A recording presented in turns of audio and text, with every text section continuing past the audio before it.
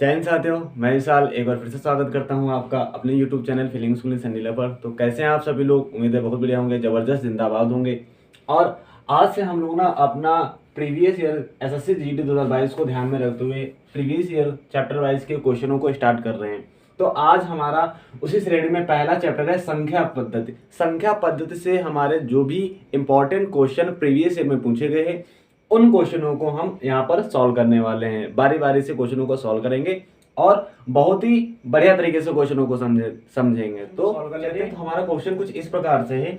वह बड़ी से बड़ी संख्या ज्ञात करें जिसके द्वारा 34, 58 और 94 को विभाजित करने पर प्रत्येक मामले में शेष समान रहे। और ये हमारे ऑप्शन कुछ इस प्रकार से दिए गए हैं और ये क्वेश्चन हमारा पूछा गया है 2019 में परीक्षा में पूछा गया था हमारा ये क्वेश्चन। तो सॉल्व किस प्रकार से करेंगे? तो यहाँ पर हमारा 34 है तो लिख लेंगे 34 को सबसे पहले बारी बारी से भाग देंगे। 34 को सबसे पहले ऑप्शन यानी ऑप्शन मेथड से करेंगे हम लोग, जब 6 से भाग देंगे। जब यहाँ पर अगली संख्या क्या है हमारी 58 है, 58 को भी हम लोग 6 से भाग देंगे। और उसी प्रकार से यहाँ पर और दिया गया हमारे पास 94 और 54 को भी 6 से जब भाग देंगे तो हम लोग यहाँ पर जब 34 को 6 से भाग देंगे 30, इसमें भाई बचा रिमाइंडर 4। इसको जब भी भाग देंगे तो इसमें भी रिमाइंडर 4 आएगा, यानी यहाँ पर कितना बचेगा? शेषफल कितना बच रहा है? यहाँ पर भी 4 बचेगा, यहाँ पर भी 4 बचेगा। जब 96 को 6 से भाग देंगे तो यहाँ पर भी शेषफल हमारे पास 4 बच गया। वही तो बोल रहा था कि प्रत्येक मामले में शेष समान है, तो यहाँ पर तो समान आ गया हमारे पास। और बोला है वह बड़ी से बड़ी संख्या ज्ञात कीजिए, तो हमारे पास अभी एक ऑप्शन यानी इसमें तो आ गया, इसको भी होल्ड पर रखेंगे। अब बात करेंगे हम लोग 34 को भाग दे देंगे हम लोग 9 से, दूसरे ऑप्शन नंबर 20 से 9 से भाग दे दिया भाई। 9 चौक 36 हो जाएगा, 9 दिया 27, 27 हो जाएगा 27। और यहाँ पर बच गया हमारे पास रिमाइंडर कितना? यहाँ पर तो आ गया हमारे पास 7। अब अगर आगे बात करें हम लोग 58, तो 58 में आ जाएगा भैया हमारा। इसको जब 9 से भाग करेंगे हम तो 9 चौक 36 और 9 8 72 यानी 9 छंग 54, 9 छंग 54 और यहाँ पर रिमाइंडर आ गया 4। अब देखो यहाँ पर रिमाइंडर अलग आ रहा है, यहाँ पर रिमाइंडर अलग आ रहा है, तो ये तो ऑप्शन हमारा होगा नहीं, यानी यहाँ पर इस ऑप्शन को काट देंगे हम लोग। तो यानी ये ऑप्शन हमारा कट गया अभी।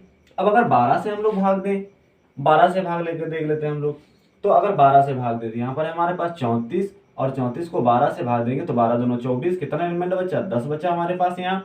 और अगर उठाते हैं हम यहाँ पर अगला ऑप्शन है हमारा 58 और 58 को अगर हम लोग 12 से भाग देंगे तो 12 चौको 48, कितना बचा हमारे पास? 10 यहाँ पर भी बचा।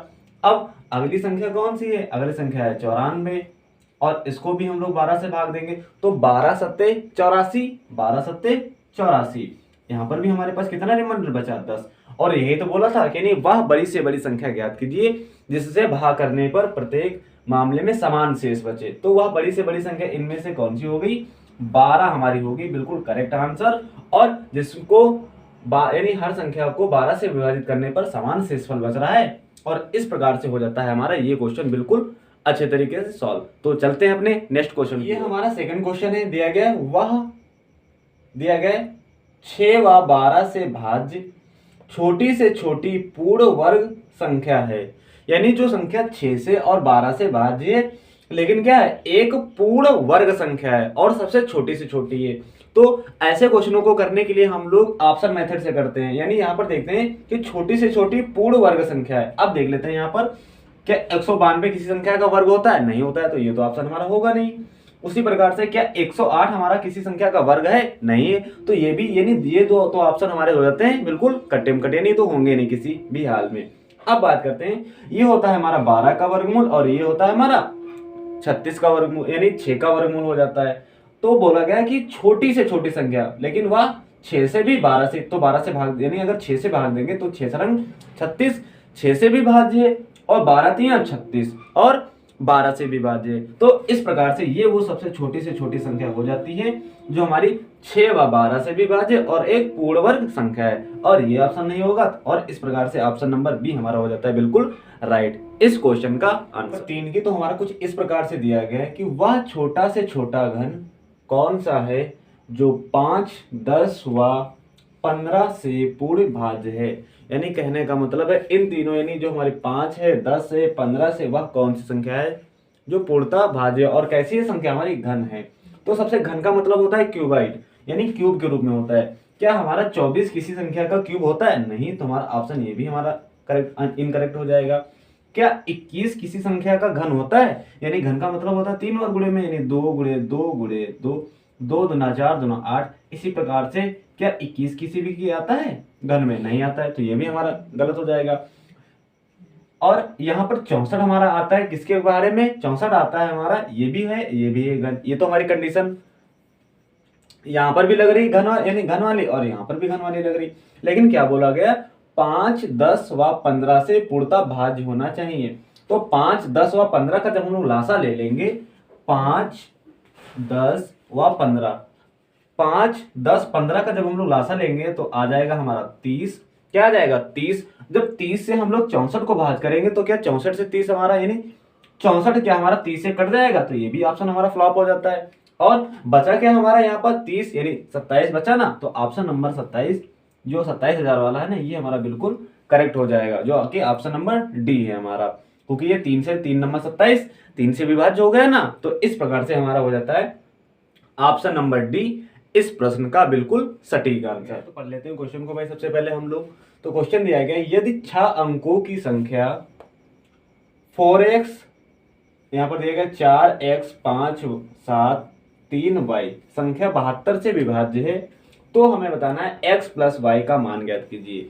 तो यहाँ पर जो हमारे ये क्वेश्चन सॉल्व होगा विभाज्यता के नियम से सॉल्व होगा। और विभाज्यता का नियम क्या कहता है कि अगर संख्या 72 है हमारे पास, यहाँ पर लिखेंगे हम लोग 72, तो 72 यानी 72 के अगर गुणनखंड करें तो हम लोग क्या 8 गुणे 9 के रूप में नहीं ले सकते। यानी अगर 72 संख्या है, अगर वह 8 से विभाज्य तो वह 9 से भी विभाज्य होगी। और 8 का विभाज्यता का नियम कहता है कि लास्ट का जो संख्या है ना, कितने, लास्ट के 3 डिजिट, लास्ट के 3 डिजिट अगर 8 से विभाज्य है तो वह पूरी की पूरी संख्या 8 से विभाज्य हो जाएगी। तो लास्ट के 3 डिजिट है ना हमारे यहाँ पर, तो कौन कौन से? 7 3 y, तो यहाँ पे लिख लेंगे हम लोग 7 3 y। अब इसको भाग देंगे हम लोग 8 से। जब लोग 8 से भाग करेंगे तो आ जाएगा हमारा 8 निम्मा 72 आ जाएगा। कितना आ जाएगा? 72 आ जाएगा। यहाँ पर कितना बचा हमारे पास? 1 बचा। अब y का मान हम लोग कितना रख दें यहाँ पर कि जो हमारा 8 से विभाज्य हो जाए? तो y का मान अगर हम लोग कितना रख दें? y का मान अगर हम लोग यहाँ पर रख दें 1 रखेंगे यहाँ पर, तो क्या हमारा, यानी 1 रखेंगे तो 11, 11 क्या हमारा 8 से डिविजिबल है? नहीं है, तो ये कट जाएगा हमारा। उसी प्रकार से अगर यहाँ पर 2 रख दें हम लोग, 2 रख दें तो क्या 12 हो जाएगा 8 से विभाज्य? ये भी नहीं होगा हमारा। अगर y बराबर हम लोग 3 रख दें 13, ये भी नहीं कटेगा हमारा 8 से। अगर y बराबर 4 रख दें तो हो जाएगा 14, ये भी नहीं कटेगा हमारा, ये भी नहीं कटेगा ना। उसी प्रकार से अगर y बराबर 15 रख दें तो 8 दूना तो 16 होता है, ये भी नहीं कटेगा हमारा।